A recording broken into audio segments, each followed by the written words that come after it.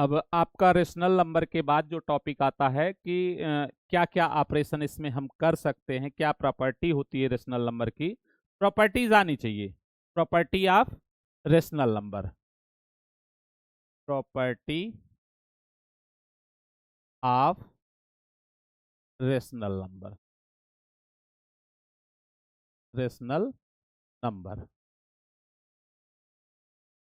Properties of rational number में आपके कुछ प्रॉपर्टी हैं, जिसमें सबसे पहला क्या प्रॉपर्टी है? Closure property. Closure property. अब इससे रिलेटेड बहुत सारे ऑब्जेक्टिव भी बनते हैं। फिल इन द ब्लैंक्स आता है 8th लेवल में, जो भी क्वेश्चन बनते हैं। इसके क्वेश्चंस बड़े बड़े क्लासों में भी आता है, जैसे 9th है, 10th है, रेशनल नंबर से रिलेटेड ऑपरेशन आ जाता है तो 9th 10th में लोग समझ ही नहीं पाते हैं। और आप ही के सिलेबस में 8th के सिलेबस में मिलेगा ये प्रॉपर्टियां। क्लोजर प्रॉपर्टी है, एसोसिएटिव प्रॉपर्टी है, ये सारी चीजें आपको 8th क्लास में मिलेंगी। लेकिन यूज इसका 9th और 10th में भी पड़ता है। वहां पे जब कोई प्रॉपर्टी आ जाती है तो लोगों का दिमाग ही नहीं काम करता है क्लोजर प्रॉपर्टी क्या है।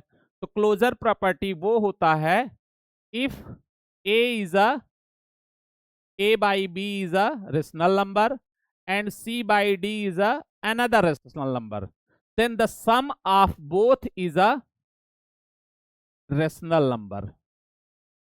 This is property of rational number. rational number मतलब ये हुआ क्लोजर प्रॉपर्टी कि अगर कोई भी दो रेशनल नंबर जैसे लिए हम, ठीक, मान लीजिए 3/4 है, दूसरा आपका 1/2 है, ये भी रेशनल नंबर है, ये भी रेशनल नंबर है। इनको अगर हम ऐड करते हैं, इनको अगर हम ऐड करते हैं और ऐड करने के बाद जो आए आपका वो क्या हो जाता है? Rational number. तो हम कह सकते हैं कि rational number also follow the property of closure property. ये प्रॉपर्टी को फॉलो करता है। तो इसमें 4 ऑपरेशन होते हैं, 4 बाइनरी ऑपरेशन होते हैं, प्लस, माइनस, डिवाइड और इनटू। इनको हम क्या कहते हैं? Binary operation. Addition, subtraction, division and multiplication, these are the 4 binary operations. हमें ये प्रॉपर्टी इन चारों ऑपरेशन पे देखना है, चारों ऑपरेशन में क्लोजर प्रॉपर्टी होती है या नहीं होती है। क्लियर है? जैसे क्लोजर प्रॉपर्टी ये हम जो बताए अभी 3/4 प्लस 1/2, इन दोनों के बीच में कौन सा ऑपरेशन है? ये एडिशन का है। तो इसको हम कह सकते हैं closure property of addition. Closure property of addition. अगर एक प्रॉपर्टी आपका क्लियर है तो ये बाकी 3 प्रॉपर्टी भी आप लिख सकते हैं कि है या नहीं है। ठीक, तो हम पहले एडिशन का आपका देखो, यहाँ पे 4 और 2 का एलसीएम हो जाएगा 4। 4 से 4 में डिवाइड करेंगे 1, 1 का 3 में इंटू किए 3, 2 से डिवाइड किए 4 में 2 आया, 2 का 1 में इंटू किए तो 2, ये आपका आ जाएगा 5/4। अब आपको देखना है कि ये रेशनल नंबर है या नहीं है। ठीक, तो पहला काम क्या है? p/q के फॉर्म में है या नहीं है, ये देखेंगे। दूसरा आपको देखना है कि इसका जो न्यूमरेटर है, p के जगह जो नंबर लिखा है वो इंटीजर है या नहीं। तो आपका 5 भी इंटीजर है, 4 भी इंटीजर है, और 5/4 क्या हो जाएगा? इंटीजर, क्योंकि 4 आपका 0 के बराबर हो नहीं सकता है, इसलिए ये क्या होगा? Rational number. तो इसको हम क्या कहेंगे? Rational number. क्या कहेंगे? Rational number. तो रेशनल नंबर है तो हम कहेंगे कि बाइनरी ऑपरेशन जो एडिशन है इसके लिए क्लोजर प्रॉपर्टी होता है रेशनल नंबर में। रेशनल नंबर में एडिशन के लिए क्लोजर प्रॉपर्टी होता है। इसी तरह हम बाकी 3 के लिए चेक कर सकते हैं। मान लीजिए ये आपका closure property for the subtraction हो जाए। ठीक, यहाँ पे दूसरा पेज देखो, जैसे closure closure property in subtraction.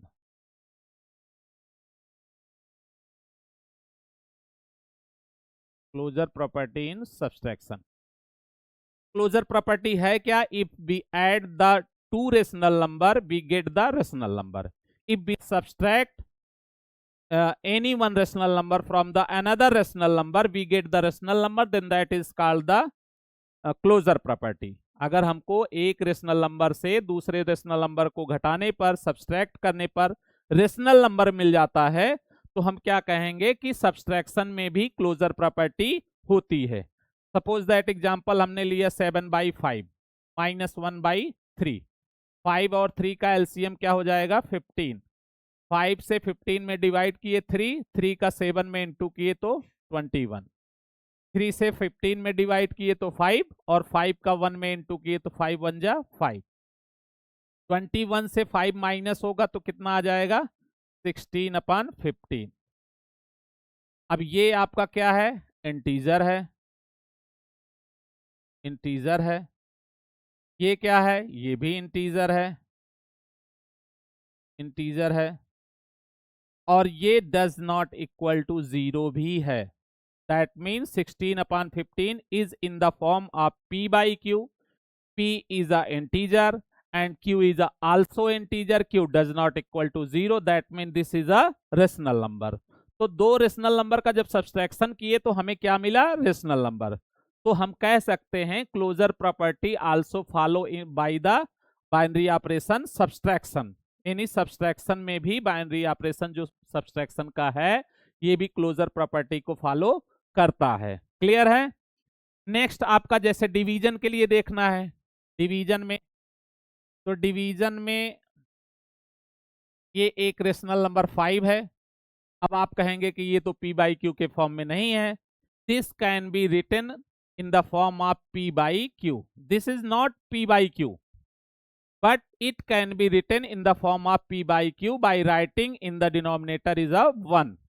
This is a rational number and this is a symbol of division।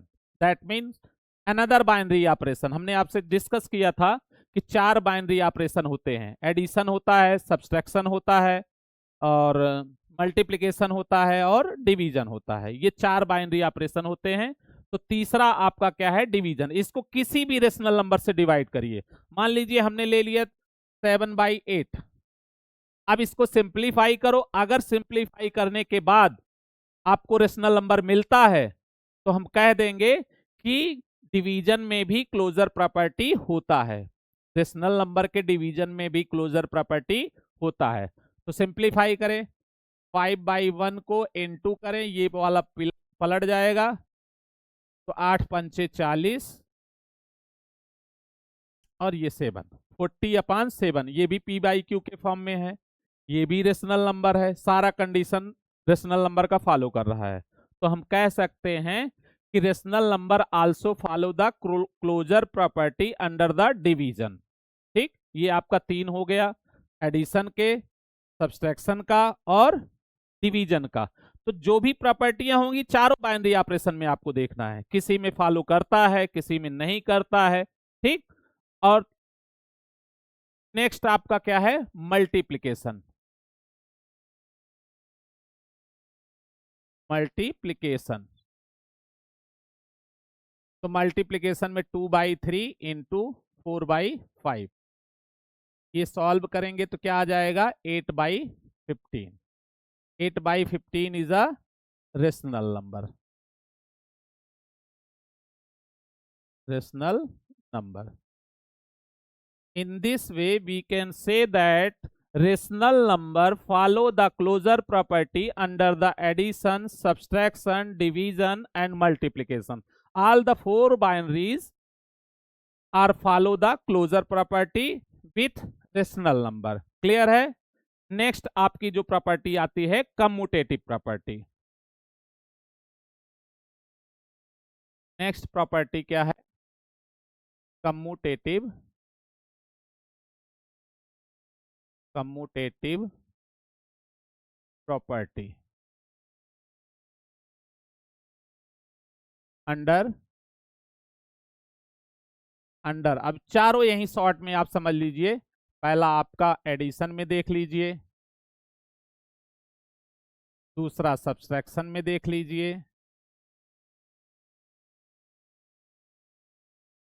तीसरा आपको देखना है डिवीजन में, चौथा मल्टीप्लिकेशन में, एप्लीकेशन। ठीक। तो अब कम्यूटेटिव प्रॉपर्टी होता क्या है? कम्यूटेटिव प्रॉपर्टी ये है कि if we add the two rational number like the p by Q plus r by s and change its order, change its order r by s plus p by q, if both are equal then we can say that the rational number is a commutative under the addition। ठीक। Suppose example आप लेके देख लो, यहाँ पे 1/2 1/3, इसको add करेंगे तो कितना आएगा? 5/6। अब इसको 1/3 और 1/2 को ऐड करो तो क्या आएगा? वो भी 5/6 आएगा। दैट मीन ये दोनों इक्वल हो जाएगा। ये किसके जैसा है? इसके जैसा है, इसके जैसा है। p by Q plus r by s is equal to r by s plus p by q. मतलब किसी दो रेशनल नंबर को अगर हम ऐड कर रहे हैं, अगर उनका ऑर्डर चेंज कर दें, पहले को दूसरे नंबर पे कर दें और दूसरे को पहले नंबर पे कर दें, तो उनके वैल्यू पे फर्क नहीं पड़ना चाहिए। अगर ऐसा है तो हम कह सकते हैं कि एडिशन के अंडर में commutative property under addition follow करता है rational number. That mean rational number is a commutative under the addition. ठीक। नेक्स्ट आपका है सब्सट्रैक्शन। सब्सट्रैक्शन के लिए यही है मेन प्रॉपर्टी, ये है p by Q plus r by s is equal to r by s plus p by q. इसके जैसा अगर कोई दोनों ऑर्डर चेंज करने पे फर्क नहीं पड़ता है तो हम कहेंगे कि this is a commutative property under the subtraction. अगर दोनों सेम नहीं आता है, दोनों अनइक्वल आ जाएं, बराबर ना हो, तो हम कहेंगे कि ये सब्सट्रैक्शन के अंडर में कम्यूटेटिव प्रॉपर्टी नहीं होती। सेम यही एग्जांपल आप लीजिए, 1/2 माइनस 1/3, इसकी वैल्यू क्या हो जाएगी? 1/6। और 1/3 माइनस 1/2 सॉल्व करेंगे तो ये आ जाएगा -1/6। Both are does not equal, दोनों इक्वल नहीं है। दैट मीन ये इसके जैसा नहीं है। जैसे कि आपका यहाँ पे p by Q plus r by S चाहे करो और चाहे r by s plus p by Q करो, इसके जैसा नहीं है। दैट मीन हम यहाँ कह सकते हैं p by Q plus r by S does not equal to, sorry,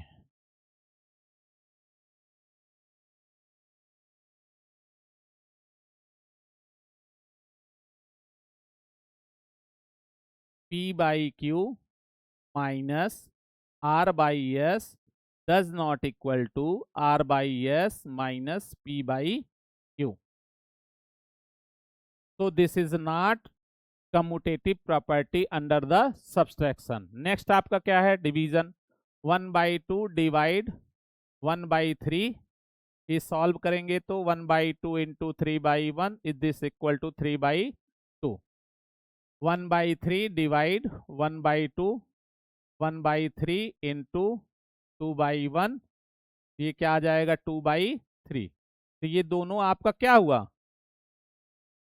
दोनों इक्वल नहीं आए। एक में 3/2 आ गया और ऑर्डर हमने चेंज कर दिया, ऑर्डर चेंज कर दिया तो उसकी वैल्यू भी बदल गई, और वैल्यू बदल गई तो दोनों इक्वल नहीं होंगे। दोनों इक्वल नहीं होंगे तो इसका मतलब क्या है? This property, that mean commutative property does not follow under the division. Division के अंतर्गत में ये आपका कम्यूटेटिव प्रॉपर्टी नहीं होता है। मल्टीप्लिकेशन में देख लीजिए, 1/2 इंटू 1/3, इसको सॉल्व करेंगे 1/6 आएगा। 1/3 को 1/2 से मल्टीप्लाई करेंगे तो क्या आएगा? 1/6। मतलब ये दोनों क्या हो गए? बराबर हो गए। इनका ऑर्डर अगर हम चेंज कर दे रहे हैं मल्टीप्लिकेशन पे तो वैल्यू पे कोई फर्क नहीं पड़ता है। That mean the rational number is also commutative property under the multiplication. तो इसमें दो आपका ये फॉलो करता है, ये और ये फॉलो नहीं करता है। Rational number does not commutative property under the subtraction and division. Closure property में तो क्या था, क्लोजर प्रॉपर्टी में चारों बाइनरी ऑपरेशन में फॉलो करते थे। एडिशन में भी था, सब्ट्रैक्शन में भी था, डिवीजन में भी था, मल्टीप्लिकेशन में भी था, चारों में फॉलो करते थे। अब ये आपका ये प्रॉपर्टी इन दो में नहीं फॉलो करता है, एडिशन और मल्टीप्लिकेशन में फॉलो करता है। नेक्स्ट प्रॉपर्टी आपका है एसोसिएटिव प्रॉपर्टी। एसोसिएटिव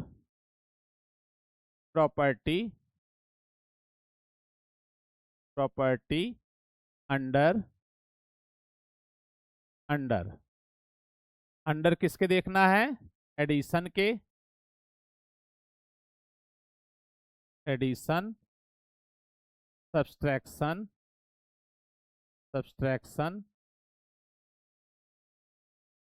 डिवीजन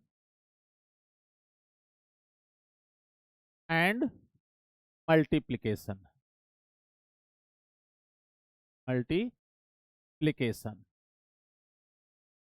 ठीक। अब एसोसिएटिव प्रॉपर्टी होता क्या है, पहले ये समझते हैं। If there are three rational number, suppose that p by q, r by s and u by v, there are three rational numbers p by q, r by s and u by v।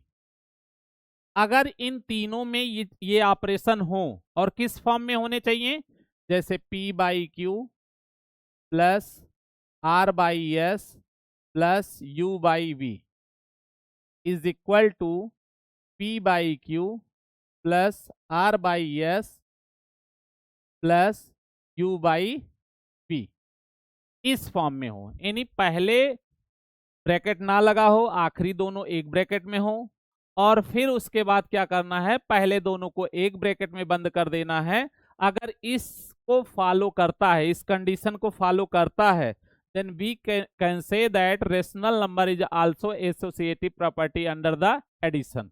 ये addition के लिए है। ठीक। Subtraction के लिए क्या होगा, यहीं पे केवल साइन चेंज होगा, ये यहाँ पे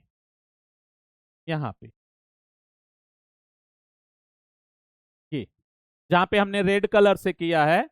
अगर आपको एडिशन के लिए देखना है तो ऐसा होना चाहिए, सब्सट्रैक्शन के लिए होना चाहिए तो जहां पे रेड पार्ट है वहां पे माइनस हो जाना चाहिए, डिवीजन के लिए देखना है तो जहां पे रेड पार्ट है वहां पे डिवीजन का साइन लगा दीजिए, मल्टीप्लिकेशन के लिए देखना है तो मल्टीप्लिकेशन। तो एक एक बाइनरी ऑपरेशन में आपको केवल याद करना है, बाकी में तो आप ट्रिक से कर लोगे, आपको दिमाग से करना है, रटना नहीं है, क्योंकि इतनी सारी प्रॉपर्टियां आप इसमें रटना चाहेंगे तो रट नहीं सकते हैं। आपको उस समय क्वेश्चन में क्या पूछा जा रहा है, हमको एसोसिएटिव प्रॉपर्टी एडिशन में पूछा जा रहा है, या फिर सब्सट्रैक्शन में पूछा जा रहा है, या डिवीजन में पूछा जा रहा है, वो हम बाद में डिसाइड करेंगे। मेन प्रॉपर्टी क्या है कि एक ब्रैकेट के बाहर होना चाहिए, दो ब्रैकेट के अंदर, आखिरी का दो, और दूसरे साइड में पहले दोनों एक ब्रैकेट में होना चाहिए और आखिरी वाला ब्रैकेट के बाहर होना चाहिए। तो देखिए कोई नंबर लेकर के एग्जांपल हम करते हैं, जैसे 1/2 है प्लस 1/3 प्लस 1/4।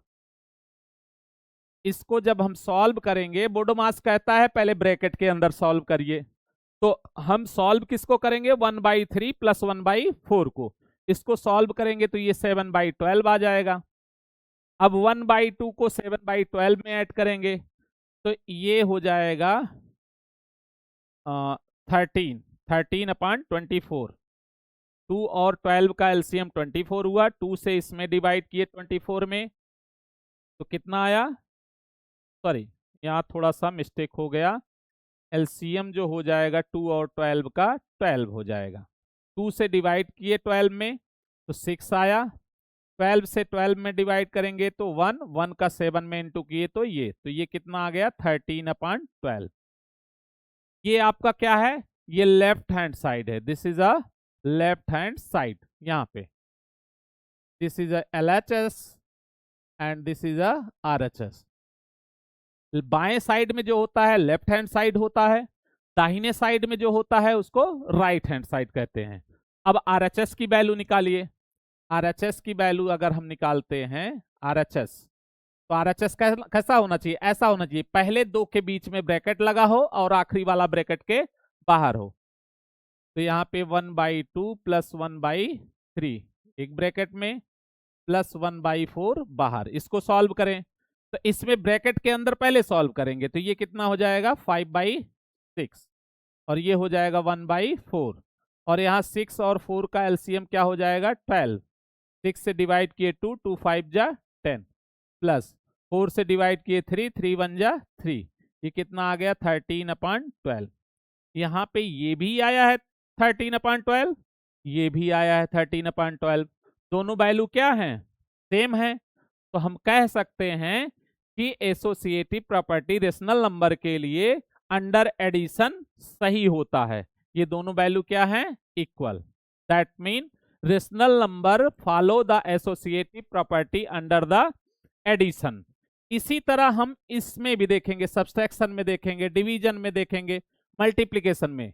तो ये तीन आपके लिए होमवर्क है, ये तीन आपके लिए होमवर्क है, आप इसको करिएगा और आप देखिएगा कि एसोसिएटिव प्रॉपर्टी किस में फॉलो होता है, किस में नहीं फॉलो होता है। सब्सट्रैक्शन में एसोसिएटिव प्रॉपर्टी नहीं फॉलो होता है, डिवीजन में भी नहीं होता है, मल्टीप्लिकेशन में होता है। और आप इसी तरह कोई एक एग्जाम्पल लेकर के सॉल्व करिएगा और फिर देखिएगा कि आपको प्रॉपर्टीज आती हैं या नहीं आती हैं। नेक्स्ट प्रॉपर्टी आपको हम बताने जा रहे हैं इसका मल्टीप्लिकेटिव प्रॉपर्टी। ठीक है, मल्टीप्लिकेटिव प्रॉपर्टी के लिए देखिए इसमें मल्टीप्लिकेटिव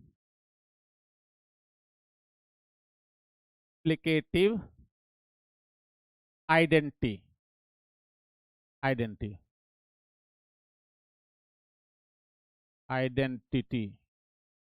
मल्टीप्लिकेटिव आइडेंटिटी कहते किसको हैं? ठीक, पूछा जाता है कि मल्टीप्लिकेटिव आइडेंटिटी क्या होता है। ठीक, तो multiplicative identity is always 1। Multiplicative identity उसको कहते हैं जिसमें मल्टीप्लाई करने पे कोई फर्क ना पड़े। दूसरा आपको पूछा जाता है additive identity. Additive identity, additive identity क्या होता है? एक ऐसा रेशनल नंबर जिसमें दूसरा रेशनल नंबर अगर हम ऐड कर दें तो क्या आ जाए? वैल्यू 0 आ जाए। मतलब एक तो ऐसा होता है p/q into 1 is equal to 1 into p/q is equal to p/q। मतलब किसी रेशनल नंबर का दूसरे में गुणा करो, मल्टीप्लाई करो तो उसकी वैल्यू पे कोई फर्क नहीं पड़ना चाहिए। तो जिससे मल्टीप्लाई करने पे ऐसा होता है उसे कहते हैं मल्टीप्लिकेटिव आइडेंटिटी। अब यहाँ पे p/q का मल्टीप्लाई किससे हो रहा है? 1 से। 1 से मल्टीप्लाई करने पे उसके वैल्यू पे कोई फर्क नहीं पड़ेगा, p/q ही आएगा। इसका मतलब 1 को हम क्या कहेंगे? मल्टीप्लिकेटिव आइडेंटिटी कहेंगे। तो चाहे ऐसे लिखा हो चाहे ऐसे लिखा हो, ठीक, इसको हम क्या कहेंगे? Multiplicative identity. Additive identity, additive identity, that means the sum of two rational number is a 0. If we add p/q plus r/s is equal to 0, then p/q is also additive identity of r/s and r/s is also additive identity of p/q। इसमें ये एक दूसरे के additive identity होती है। जैसे 5 का आपसे पूछ लिया जाए एडिटिव आइडेंटिटी बताइए, तो 5 में क्या जोड़ेंगे तो 0 हो जाएगा? -5 जोड़ेंगे। 5 प्लस -5 प्लस माइनस क्या होता है? माइनस, और ये क्या आ गया? 0। That mean 5 is a multiplicative identity of -5 and -5 is also additive identity of 5। ये एडिटिव आइडेंटिटी है यहाँ पे। और मल्टीप्लिकेटिव आइडेंटिटी में जैसे 2/3 into 1 is equal to 1 into 2/3 is equal to क्या? 2/3। तो 1 का मल्टीप्लाई करने पे कोई फर्क नहीं पड़ा, तो यहाँ पे इसको हम कहेंगे मल्टीप्लिकेटिव आइडेंटिटी। इसी से रिलेटेड एक होता है multiplicative inverse. Multiplicative inverse, multiplicative inverse क्या होता है? मल्टीप्लिकेटिव इनवर्स है if we multiply the two rational number p by q and r by s then this gives the result is a 1। अगर हम दो रेशनल नंबर का multiply करें और दोनों का मल्टीप्लिकेशन 1 आ जाए तो हम दोनों को मतलब p बाई क्यू को r बाई s का मल्टीप्लिकेटिव इनवर्स कहेंगे, r बाई s को p बाई क्यू का मल्टीप्लिकेटिव इनवर्स कहेंगे। जैसे एग्जांपल आप 5/2 है, इसका आपसे पूछ लिया जाए मल्टीप्लिकेटिव आइडेंटिटी क्या है, तो इसका मल्टीप्लिकेटिव आइडेंटिटी 2/5 होता है। 2 से 2 कटा, 5 से 5 कटा, क्या आ गया 1। तो शॉर्ट में आपको याद रखने का तरीका यह है कि कोई भी नंबर का मल्टीप्लिकेटिव इनवर्स अगर आपसे पूछा जाता है तो बस उसको पलट दीजिए और कुछ नहीं करना है। न्यूमरेटर को डिनोमिनेटर में और डिनोमिनेटर को न्यूमरेटर में लिख दीजिए, वही हो जाता है मल्टीप्लिकेटिव इनवर्स। जैसे होमवर्क में आप लिख लीजिए, ये आपको 3/4 -2/5 -1/7 5 0 इन सब का मल्टीप्लिकेटिव आपको आइडेंटिटी बताना है। यहाँ पे ध्यान देना, 0 का मल्टीप्लिकेटिव आइडेंटिटी नहीं होता है, क्योंकि 0 से चाहे जिसका मल्टीप्लाई होगा, ठीक, सबका मल्टीप्लिकेटिव इनवर्स होता है, 0 का नहीं होता है। 0 में जिसका भी मल्टीप्लाई करेंगे 1 आएगा क्या? नहीं आएगा, कभी नहीं आएगा, क्योंकि 0 एक ऐसा है जो सबको 0 कर देता है, और 0 एक ऐसा है सबको हीरो भी कर देता है। बस लेफ्ट राइट का खेला है, लेफ्ट में है और किसके राइट में है। तो 0 जहां आ जाए 0 से एकदम आप अलर्ट रहिए। बाकी इसका आप बता सकते हो, ठीक, या फिर आप कमेंट करना, आपको नहीं आया तो नेक्स्ट वीडियो में इसको हम बताएंगे। लेकिन हम उम्मीद करते हैं कि आपको मल्टीप्लिकेटिव इनवर्स बताने में कोई दिक्कत नहीं होगी। फिर से एक बार सुनिए, p that mean numerator, numerator को डिनोमिनेटर में करिए और डिनोमिनेटर को न्यूमरेटर में करिए।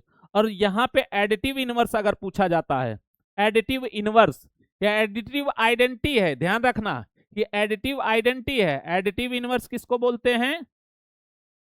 Additive inverse, additive inverse is those if we sum find the sum of two rational number and its value becomes the 0।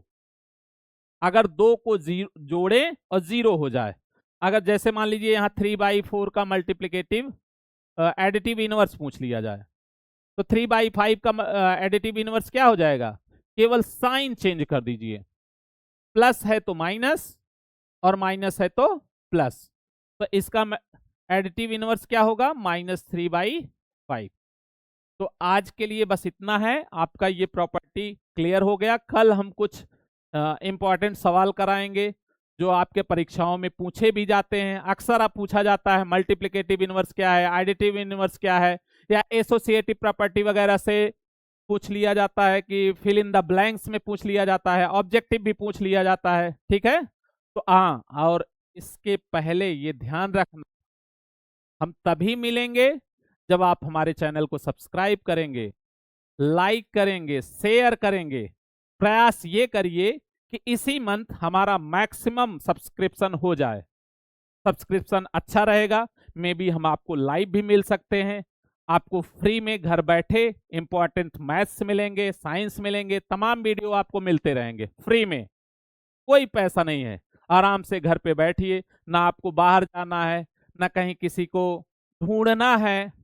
हाँ? आपको हर हिसाब से हम समझाएंगे, बाइलैंग्वेल रहेगा, आपको हिंदी में भी समझाएंगे, इंग्लिश में भी समझाएंगे। Maybe if we talk everything in English